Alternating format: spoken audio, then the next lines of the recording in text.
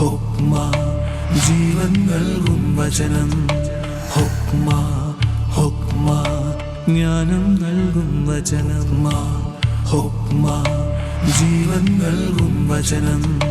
ഹുക്മ ഹുക്മ ജ്ഞാനം നൽകും വചനം. ഈശോ മിശിഹായ്ക്ക് സ്തുതിയായിരിക്കട്ടെ. വിശുദ്ധ ഗ്രന്ഥത്തിൻ്റെ വിചിന്തന ഭാഗങ്ങളിലൂടെ കടന്നു പോവുകയാണ്.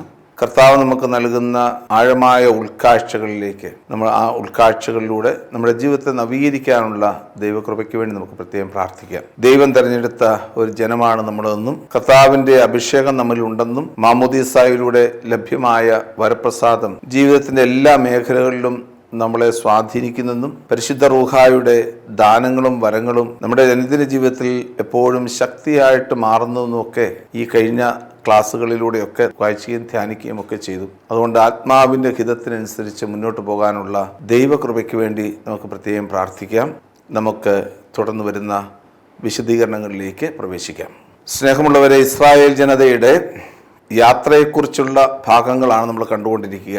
ഈജിപ്തിൻ്റെ അടിമത്തത്തിൽ നിന്ന് സ്വതന്ത്രമായി വാഗ്ദാന ദേശത്തേക്ക് പോകുന്ന ഇസ്രായേൽ ജനം പലവിധ പ്രലോഭനങ്ങളിലൂടെ യാത്ര ചെയ്യുന്ന വ്യക്തികളാണ്. അവരുടെ ജീവിതത്തിൽ കടന്നു വന്നിരിക്കുന്ന പ്രലോഭനങ്ങൾ, അവരുടെ ജീവിതത്തിൽ കടന്നുപോയ പാപങ്ങൾ, അതിന് തക്കതായിട്ടുള്ള ശിക്ഷ കർത്താവ് കൊടുത്തു.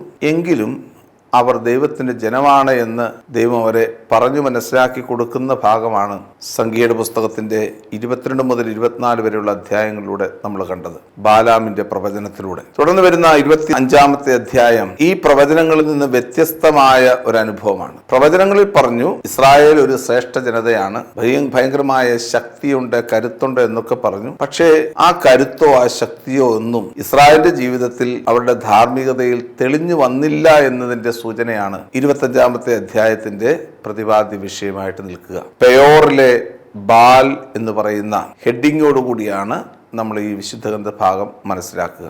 ഇസ്രായേൽ ജനം മോവാബ് താഴ്വരയിൽ നിന്ന് ഷിത്തിം എന്ന് പറയുന്ന പ്രദേശത്തേക്ക് എത്തിച്ചേരുകയാണ്.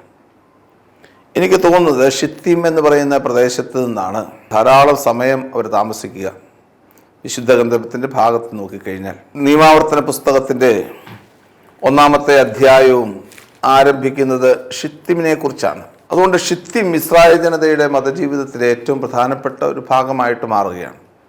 അവിടെ നിന്ന് വീണ്ടും ജോഷുവയുടെ നേതൃത്വത്തിൽ ഇസ്രായേൽ ജനം വാഗ്ദാന ദേശത്തേക്ക് ജോർദാൻ കടന്നു പോകുന്നത് നമുക്ക് ജോഷുവയുടെ പുസ്തകത്തിൽ കാണാൻ പറ്റും. അതുകൊണ്ട് ഷിത്തിമിലായിരിക്കുന്ന ഒരു ജനം. ഈ അവസരത്തിലാണ് ഇത് മോവാബ് ദേശത്തിൻ്റെ പ്രാന്തപ്രദേശമാണ്. അല്ല, മോവാബ് ദേശത്ത് നിന്ന് വ്യത്യസ്തമല്ല. മോവാബിൻ്റെ ഏറ്റവും അങ്ങേയറ്റത്തെ സൈഡാണ് ഷിത്തിം. ഈ അവസരത്തിലാണ് മോവാബ്യ സ്ത്രീകൾ അവിടെയുള്ള ഇസ്രായേൽ ജനവുമായിട്ട് ലൈംഗിക വേഴ്ചയിൽ ഏർപ്പെടുന്നത്. ഇതിനെക്കുറിച്ചാണ് പ്രധാനമായിട്ടും ഈ ഭാഗത്ത് പറയുന്നത്. ഇസ്രായേൽ വഴിപിഴച്ച ബന്ധത്തിൽ പ്രവേശിക്കുന്നു. ഇവരുടെ ബന്ധം എന്ന് പറയുന്നത് ലൈംഗിക ആസക്തി മാത്രമല്ല, മറിച്ച് അവിടെയുള്ള മോവാബിലെ സ്ത്രീകൾ അവിടെയുള്ള ദൈവത്തെ ആരാധിക്കാൻ വേണ്ടി ജനത്തെ പ്രേരിപ്പിക്കുന്ന രംഗമാണ് ബാൽ പെയോർ എന്ന് പറയുന്ന സംഭവത്തിലൂടെ അവർ അർത്ഥമാക്കുന്നത്. കാരണം ബാൽ ദേവന്മാരെയും അക്ഷേരാ ദേവതകളെയും ഒക്കെ ആരാധിച്ചിരുന്ന ഒരുപറ്റം ആളുകൾ ഇസ്രായേൽ ജനതയെ അവരുടെ ദൈവങ്ങളുടെ ആരാധനയിലേക്ക് അവർ പ്രലോഭിപ്പിക്കുന്നു. ഈ ഒരു വലിയൊരു കാര്യമാണ് പ്രധാനമായിട്ടും നമ്മളിവിടെ കാണുന്നത്. അതുകൊണ്ടാണ് ഷിത്തിം എന്ന് പറയുന്ന ദേശത്തെക്കുറിച്ച് ഹോസിയ പ്രവാചകൻ 5-ാം അധ്യായം 2-ാമത്തെ വാക്യത്തിൽ പറയുന്നത് ഇപ്രകാരമാണ്: ഷിത്തിമിൽ അവർ ആഴമേറിയ കുഴി കുഴിച്ചു, അവർ എല്ലാവരെയും ഞാൻ ശിക്ഷിക്കും. ഷിത്തിമിൽ വലിയൊരു പാപം ചെയ്തു. അതായത് ഇസ്രായേലിൻ്റെ ജീവിതത്തിൽ ജീവിതത്തിൽ കടന്നു വന്നിട്ടുള്ള ദൈവിക നിന്ദകളുടെ ഭാഗമായിട്ടാണ് ഷിത്തിമിനെ ഹോസിയ പ്രവാചകൻ അവതരിപ്പിച്ചിരിക്കുക. ഇങ്ങനെ ഇസ്രായേൽ ജനം വീണ്ടും പാപത്തിലേക്ക്, പ്രത്യേകിച്ച് ബിംബാരാധനയിലേക്ക്, വിഗ്രഹാരാധനയിലേക്ക് പോകുന്ന രംഗമാണ് നമ്മളിവിടെ കാണുന്നത്. അതുകൊണ്ട് ഇവർക്ക് കൊടുക്കുന്ന വിശ്വാസത്യാഗത്തിന് ദൈവം കൊടുക്കുന്ന ശിക്ഷ എന്താണ്? ആ ശിക്ഷയെക്കുറിച്ചാണ് ഇവിടെ കൃത്യമായിട്ട്, പ്രത്യേകിച്ച് 25 അധ്യായം 4 വാക്യത്തിൽ പറയുന്നത്, അവിടുന്ന് മോശയോട് അരുളി ചെയ്തു, ജനത്തിന്റെ തലവന്മാരെ പിടിച്ച് കർത്താവിന്റെ മുമ്പാകെ പരസ്യമായി തൂക്കിലിടുക. കർത്താവിന്റെ ഉഗ്രകോപം ജനങ്ങളിൽ നിന്ന് മാറിപ്പോകട്ടെ. തലവന്മാരെ പിടിച്ച് തൂക്കിലിടാൻ പറയുകയാണ്. എന്തിനാ ഇസ്രായേലിനെതിരെ കടന്നു വന്ന ഈ വലിയൊരു വിശ്വാസത്യാഗത്തില് അവിടെയുള്ള തലവന്മാരെ, ഇസ്രായേലിന്റെ തലവന്മാരെ പിടിച്ച് തൂക്കിലിടാൻ പറയുന്നത്? അതിന്റെ പ്രധാനപ്പെട്ട പ്രമേയമാണ് ജോഷുവയുടെ പുസ്തകം 10-ാമത്തെ അധ്യായത്തിൽ നമ്മൾ കാണുക. ജോഷുവയുടെ പുസ്തകം 10-ാമത്തെ അധ്യായം മനസ്സിലാക്കുമ്പോൾ സദയൻ പ്രദേശത്തുള്ള 5 പ്രധാനപ്പെട്ട രാജാക്കന്മാരെ അവതരിപ്പിക്കുന്നുണ്ട്. ഹെബ്രോണിലെ രാജാവ്, ജെറുസലേമിലെ രാജാവ്, അതുപോലെ ലാക്കിഷിലെ രാജാവ്, അതുപോലെ തന്നെ മറ്റ് 2 രാജ്യങ്ങളെ കുറിച്ച് അവതരിപ്പിക്കുന്നുണ്ട്. അവിടെയെല്ലാം ആ രാജാക്കന്മാരെയൊക്കെ പിടിച്ചടക്കി അവരെ തൂക്കിലിട്ട് കൊല്ലാൻ വേണ്ടി കൊല്ലുകയാണ് ജോഷുവയുടെ പുസ്തകത്തിൽ 10-ാമത്തെ അധ്യായത്തിൽ ചെയ്തത്. അങ്ങനെ തൂക്കിലിടുന്നതിലൂടെ വിഗ്രഹാരാധനയെ പ്രേരിപ്പിച്ച രാജാക്കന്മാർക്കെതിരെ കർശനമായ നടപടി സ്വീകരിക്കുകയാണ് ചെയ്യുന്നത്. വിഗ്രഹാരാധന സഭയിലേക്ക് കടന്നു വരുന്നത്, അല്ലെങ്കിൽ ഇസ്രായേലിൻ്റെ സഭയിലേക്ക് കടന്നു വരുന്നത് രാജാക്കന്മാരിലൂടെയാണ്. അതാണ് പ്രധാനപ്പെട്ട പ്രമേയമായിട്ട് നിൽക്കുക. എന്താണ് രാജാക്കന്മാർക്ക് ഈ വിഗ്രഹാരാധനയുമായിട്ട് എന്താണ് ബന്ധം? 1 രാജാക്കന്മാരുടെ പുസ്തകം 16-ാം അധ്യായം നോക്കിക്കഴിയുമ്പോൾ ആഹാബ് എന്ന് പറയുന്ന ഒരു രാജാവിനെ നമുക്ക് കാണാൻ പറ്റും. ഇസ്രായേലിൻ്റെ രാജാവാണ് ആഹാബ്. അദ്ദേഹത്തിൻ്റെ ഭാര്യയാണ് ജസബൽ. ജസബൽ സീറോ ഫിനീഷ്യക്കാരിയായിരുന്നു. അതിനാൽ സീറോ ഫിനീഷ്യയിലെ ബാൽദേവനെയും അക്ഷേരാ ദേവതകളെയും ഒക്കെ ഇസ്രായേലിലേക്ക് കൊണ്ടുവന്ന് ഇസ്രായേലിൻ്റെ ജനത്തെ ഛിന്ന ഭിന്നമാക്കാൻ വേണ്ടി പരിശ്രമിച്ചു. അതാണ് ഓംറിയുടെ കുടുംബത്തിൽ ഉണ്ടായ ഏറ്റവും വലിയ ശാപം എന്ന് തിരുവചനം നമ്മെ പഠിപ്പിക്കുകയാണ്. ഇപ്രകാരം രാജാക്കന്മാരിലൂടെയാണ് ജനം നാശത്തിലേക്ക് പോകുന്നത് എന്ന് ഓർമ്മിപ്പിക്കുകയാണ്. ആഹാസ് രാജാവ് അസീറിയ ദേവന്മാരുടെ വിഗ്രഹങ്ങളെല്ലാം ജൂദാ ദേശത്ത് ജെറുസലേം ദേവാലയത്തിൽ സ്ഥാപിച്ചു. മനാസെ രാജാവ് അസീറിയ വിഗ്രഹങ്ങൾ വീണ്ടും സ്ഥാപിക്കുകയും ബമ്മോത്തുകൾ, അതായത് ഉയർന്ന പീഠങ്ങൾ ഈ ദേവന്മാർക്ക് വേണ്ടി പ്രതിഷ്ഠിക്കുകയും ചെയ്തു. ഇപ്രകാരം രാജാക്കന്മാർ വിഗ്രഹാരാധന ആരംഭിക്കുകയും ആ രാജാക്കന്മാരെ തൂക്കിലിടുകയും ചെയ്ത ചരിത്രമാണ് ഇസ്രായേലിനുള്ളത്. ആ ചരിത്രത്തെ അവതരിപ്പിക്കാൻ ഒരു നിയമമായിട്ട് അവതരിപ്പിക്കുകയാണ് സംഖ്യയുടെ പുസ്തകം 25-ാം അധ്യായം 4-ാം വാക്യത്തിൽ പറയുന്നത്, ഇസ്രായേലിൻ്റെ ശ്രേഷ്ഠന്മാരെ പിടിച്ച് തൂക്കിലിടുക. എന്നാൽ മോശ എന്താണ് ചെയ്തത് എന്ന് 5-ാമത്തെ വാക്യത്തിൽ പറയുന്നു. മോശ ഇസ്രായേലിലെ ന്യായാധിപന്മാരോട് പറഞ്ഞു, നിങ്ങൾ ഓരോരുത്തരും പെയോറിലെ ബാലിന്റെ അടിമകളായി തീർന്ന നിങ്ങളുടെ ആളുകളെ വധിക്കുക. ബാലിന്റെ വിഗ്രഹാരാധന ഒരിക്കലും ഇസ്രായേലിൽ ഉണ്ടാകാൻ പാടില്ല. അവിടെയുള്ള ആളുകളെ വധിച്ചുകൊണ്ട് ദേശത്ത് സമാധാനം പുനഃസ്ഥാപിക്കപ്പെടണം എന്നതാണ് പ്രധാനമായിട്ടും ഇവിടെ കൊടുത്തിരിക്കുന്നത്. അതുകൊണ്ടാണ് ഇസ്രായേലിലെ തലവൻ എന്നാൽ മോശയാകട്ടെ ജനത്തെ നശിപ്പിക്കുകയും അതുവഴിയായി പുതിയ ഒരു തലമുറയെ രൂപപ്പെടുത്തുകയുമാണ് ചെയ്തത്. വധിക്കുന്നതിലൂടെ പുതിയ തലമുറയെ രൂപപ്പെടുത്തുന്നു. കാരണം ഇസ്രായേലിൻ്റെ ഏറ്റവും വലിയ തിന്മയായിട്ട് നിൽക്കുന്നത് വിഗ്രഹാരാധനയാണ്. ആ വിഗ്രഹാരാധനയാണ് ഉൽപ്പത്തി പുസ്തകത്തിൻ്റെ 6-ാമത്തെ അധ്യായത്തിൽ നമ്മൾ കാണുക. ദൈവമായ കർത്താവ് താൻ സൃഷ്ടിച്ച വസ്തുക്കളെ ഓർത്ത് ദൈവം പരിതപിക്കുന്ന രംഗം. ഭൂമിയിൽ മനുഷ്യന്റെ തിന്മ പെരുകി ദൈവപുത്രന്മാരും മനുഷ്യപുത്രിമാരും തമ്മിലുള്ള വിവാഹം നടക്കുന്നു. ഇങ്ങനെ പെരുകുന്ന തിന്മ മൂലം ഒരു ഭൂമിയെ തന്നെ നശിപ്പിച്ച് ആ പുതിയൊരു ഭൂമി സൃഷ്ടിക്കാൻ വേണ്ടിയിട്ട് പരിശ്രമിക്കുന്നതാണ് യഥാർത്ഥത്തിൽ നമ്മുടെ ഈ കാണുന്ന ഉൽപ്പത്തി പുസ്തകത്തിലെ 6-ാമത്തെ അധ്യായം. ഇതിനോട് സമമായിട്ടാണ് ഈ വിവരണം അവതരിപ്പിച്ചിരിക്കുന്നത്. ഇസ്രായേലിലെ ജനം ബാൽപെയോറിനെ ആരാധിച്ചെങ്കിൽ അവരെ എല്ലാം വധിക്കാൻ പറയുന്നതിൻ്റെ അർത്ഥം അതാണ്, പുതിയ ഒരു സൃഷ്ടിയെ രൂപപ്പെടുത്തിയെടുക്കാൻ വേണ്ടിയിട്ട്. അതുകൊണ്ടാണ് സംഖ്യയുടെ പുസ്തകം 26-ാമത്തെ അധ്യായത്തിൽ പുതിയ ഒരു ജനതയെ രൂപപ്പെടുത്തിയെടുക്കുന്ന മോശയെ നമ്മൾ കാണുന്നു. പുതിയ ഒരു ജനസംഖ്യ എടുക്കുകയാണ് ചെയ്യുന്നത് ഷിത്തിമിൽ വെച്ച്. സംഖ്യയുടെ പുസ്തകം 1-ാമത്തെ അധ്യായത്തിൽ ജനസംഖ്യയുടെ കണക്കുകൾ നമ്മൾ കണ്ടു. അതായത് 1-ാമത്തെ ജനസംഖ്യ എന്ന് പറയുന്നത് സംഖ്യയുടെ പുസ്തകത്തിൽ 1-ാമത്തെ അധ്യായത്തിൽ കൊടുത്തിരിക്കുന്ന ജനസംഖ്യ അത് സീനായ് മലയിൽ വെച്ച് ഇസ്രായേൽ ജനത്തിന് ഉണ്ടായിരുന്ന ജനസംഖ്യയാണെങ്കിൽ, അതൊരു തലമുറയാണെങ്കിൽ, പാപത്തിന് അടിമപ്പെട്ടുകൊണ്ട് ദൈവത്തെ ധിക്കരിച്ച ജനതയെ ഉന്മൂലനം ചെയ്തതിന് ശേഷം ഒരു പുതിയ വിശ്വസ്തമായ ഒരു തലമുറയെ ദൈവമായ കർത്താവ് രൂപപ്പെടുത്തിയെടുക്കുകയാണ് 26-ാമത്തെ അധ്യായത്തിലൂടെ.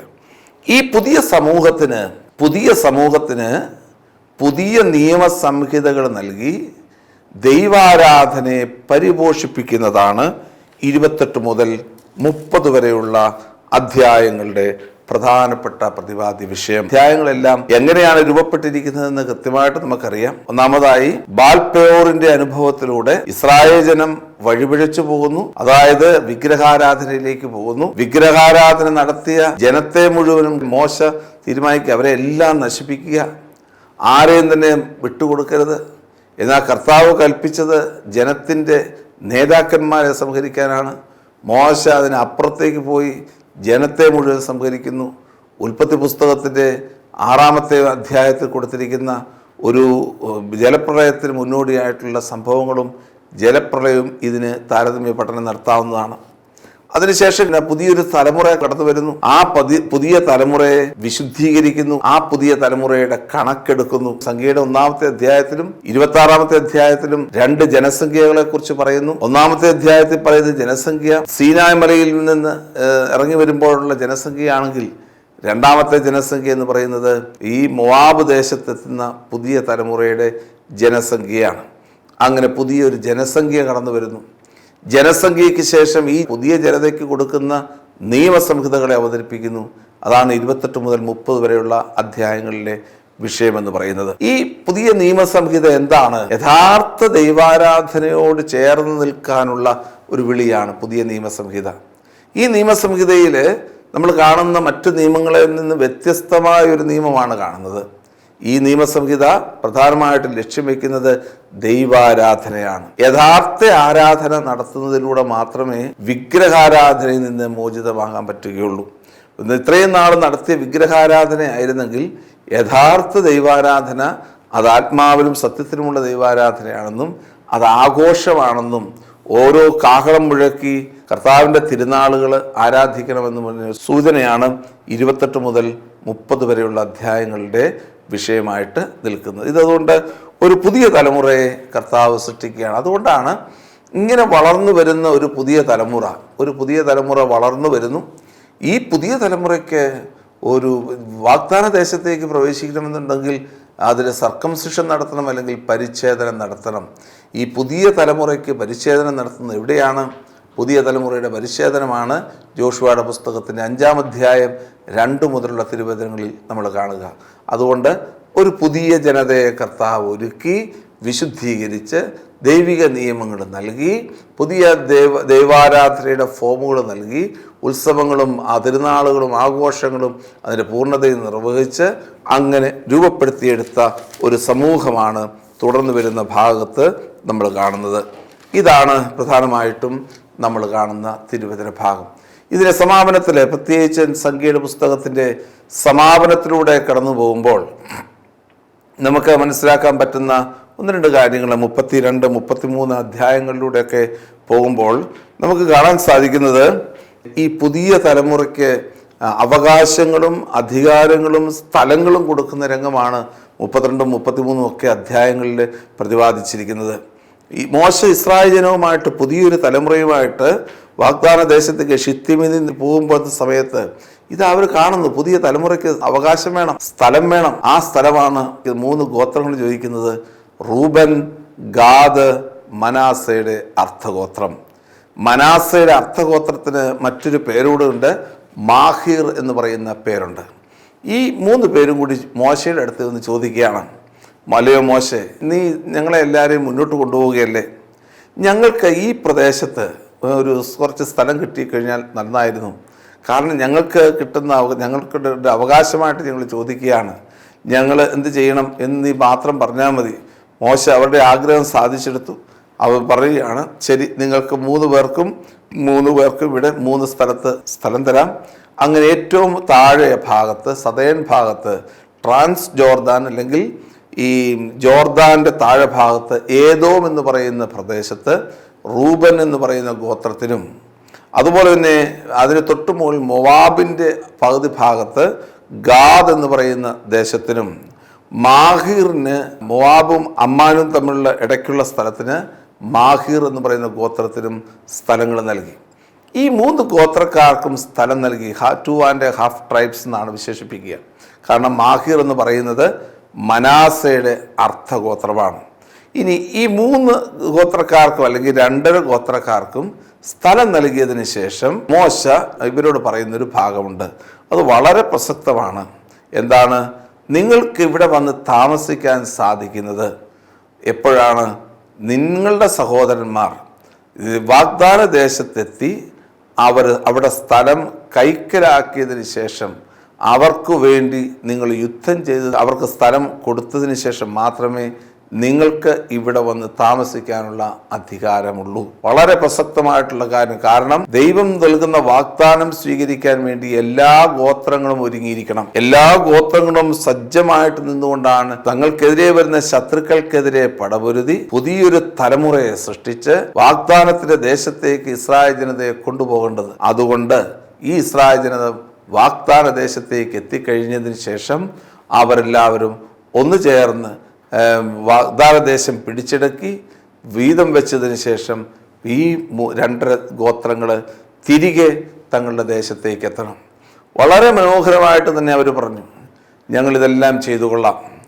അപ്പോൾ അവരെന്ത് ചെയ്തു? അവരുടെ ഭാര്യമാരെയും മക്കളെയും മൃഗങ്ങളെയും ഒക്കെ അവിടെ താമസമാക്കിയിട്ട് ഗോത്രത്തിലെ പുരുഷന്മാരെല്ലാവരും തിരികെ വാഗ്ദാന ദേശത്തേക്ക് വരികയാണ് ഇസ്രായേൽ ജനതയോടൊപ്പം. ഇതേക്കുറിച്ചുള്ള ഭാഗങ്ങൾ 32-ാമത്തെ അധ്യായത്തിൽ പ്രതിപാദിച്ചിരിക്കുന്ന ഈ സംഭവം തന്നെയാണ് ജോഷുവയുടെ പുസ്തകം 1-ാം അധ്യായത്തിന്റെ 11 മുതലുള്ള തിരുവചന ഭാഗങ്ങളിലും നമുക്ക് കാണാൻ സാധിക്കുക. അവിടെ നമ്മൾ ഇത് കാണുമ്പോൾ 1-ാം അധ്യായത്തിൽ 11 മുതലുള്ള വാക്യങ്ങൾ കാണുമ്പോൾ മോശ ഇസ്രായേൽ ജനതയെ വാഗ്ദാന ദേശത്തേക്ക് കൂട്ടിക്കൊണ്ടുപോകുമ്പോൾ റൂബനും ഗാദും മനാസയുടെ അർത്ഥഗോത്രവും അവിടെയുണ്ട്. ഇനി ജോഷുവയുടെ പുസ്തകം 22-ാമത്തെ അധ്യായത്തിലേക്ക് വരുമ്പോൾ വീണ്ടും നമ്മൾ ഈ ഗോത്രങ്ങളെ കാണാൻ പറ്റും. ആ ഗോത്രങ്ങൾ എന്താ ചെയ്യുന്നത്?